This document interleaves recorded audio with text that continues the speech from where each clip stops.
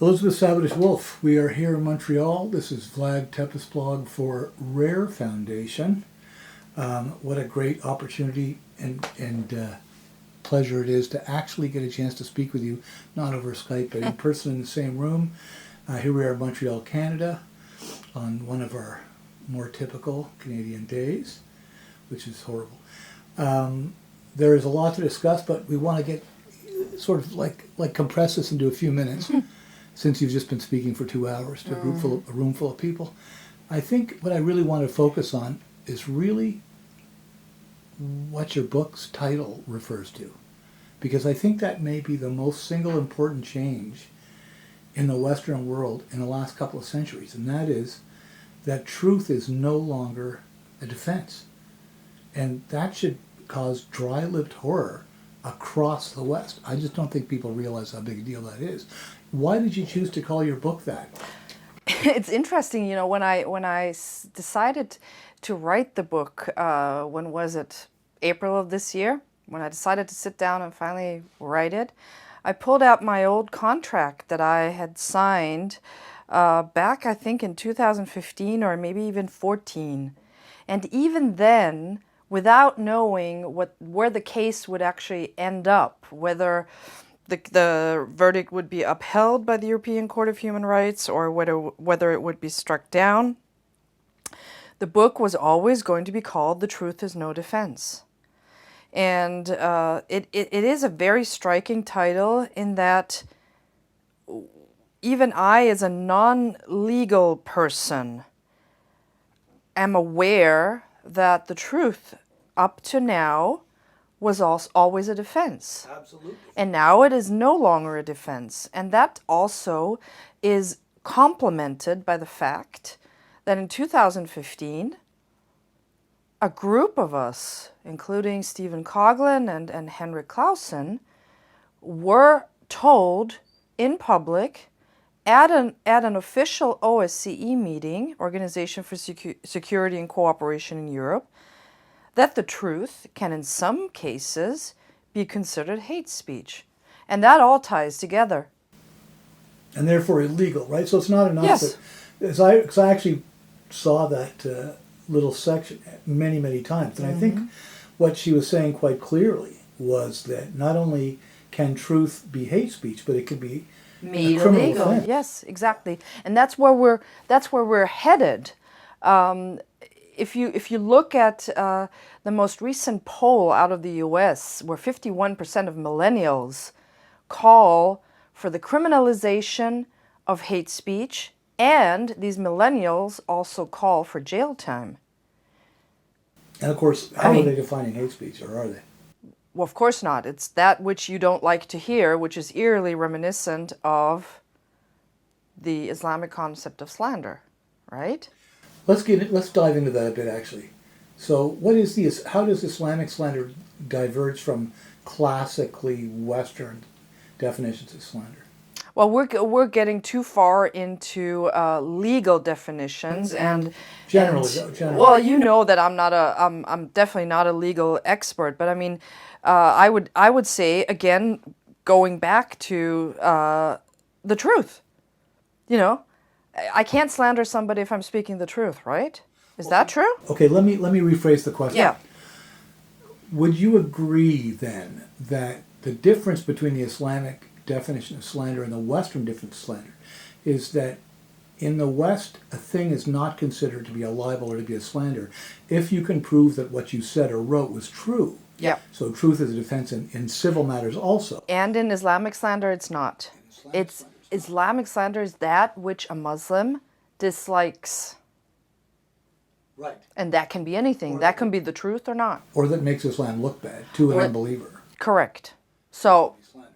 Right. exactly. And so the truth actually is no defense, which leads us again to my case was about Islamic slander, Right. wasn't it? Isn't it though?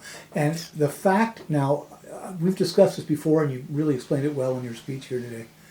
So just going to really quickly summarize that judges, a series of judges, made fairly ludicrous convictions of you based on stretches of logic that never would have passed muster in any court of law in any part of the Western world Yeah. for the past several centuries, right? Yeah. So, in order to fit these weird contortions of thought by these judges, the only way it makes sense is if you have, going back to your various sessions at the OSCE, no definition of hate speech other than a tool for shaping what you can say and think. Would you say that's what's happening here? Absolutely, yes. This is what we're witnessing. This is what started 10 years ago when I embarked on this journey. And I remember specifically at the very beginning of my court proceedings when my lawyer tried to explain to me that I have to prove that I was not hateful. And I was exasperated at him. I said to him, how can I prove hate? Hate is an emotion. And why am I not allowed to hate, even if I did? It's just the opposite of love. So is the next thing going to be I'm not allowed to love anymore? It was in 1984. Exactly. So the entire exasperation that I felt throughout this court case, when I think about this court case now, I just shrug and I have to accept it, even though I think it's very wrong and it's very dangerous. But I see the exasperation and the ludicrousness about it in other people's faces. I mean, they can't believe that this is actually true. I mean, I've come to accept that this is true. What I don't have a choice. I still think it's completely wrong. It's like Melanie Phillips and her really excellent book that people should read, The World Upside Down. It's totally upside down. And it's like, I mean, the verdict in my court case is like forcing me to argue that the sun rises in the west. Right. So, just really point form here. A couple of judges. One judge in Austria found that you were guilty of hate speech, I guess. No, denigration of religion. Thanks, right? Thanks. Yeah. You're found guilty of denigration of religion for asking a question which was of a factual nature about Mohammed. It was a rhetorical question. It was. And your question was? What would you call Mohammed's behavior, i.e., marrying a 6-year-old and consummating the marriage when she was 9? What would you call it if not pedophilia? So I was looking for another word, cognizant of the fact that you can't call it pedophilia. Now, as I recall, the judge, it was a female judge. Yes, the first one, yes. The reason she found you guilty of denigration of religion was not because that wasn't true, because Islamic scripture not only says it, but it screams it, it's proud of it. Mm-hmm. It's that because he was still with Aisha when she hit age of majority, as well as his 12 otherwise, that somehow that made him not a pedophile. Because she was 18 when he died. Right. She stayed with him until he died. Like she had a choice. Yeah, exactly.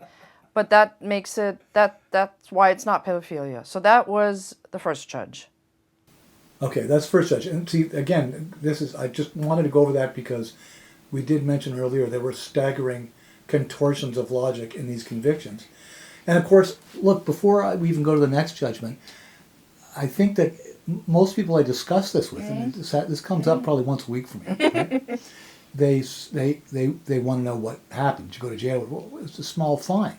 But would you agree that in a Western country which bases its entire jurisprudence on precedents, that once they have successfully convicted somebody and it's been appealed and convicted and appealed and convicted, that now they're free to go ahead and convict anybody for any kind of infraction of hate? Well, they're doing that already, especially in Austria. Yeah, there's cases that followed mine. And now we have a case pending in Austria where a prominent Jewish social scientist, an expert on Islam and anti-Semitism, and I would also say leftism, communism, spoke out about the Muslim Brotherhood and has been taken to court by someone who this guy, this friend of ours, called a member of the Muslim Brotherhood. Now, it's really hard to prove someone to be a member of the Muslim Brotherhood because you don't have... They don't issue ID. There's no ID, there's no lists, nothing. So he was taken to court by this probably Muslim brother for slander. And of course, he was found guilty. He was found guilty on appeal. Now they're doing another appeal, and it's just never ending. So, the door is wide open for cases similar. And actually on October, I think it was October 27th or October 28th, 4 to 6 Met police used one of those metal battering rams and broke into the house and arrested a Jewish blogger named who goes by Fahrenheit 211. Yes.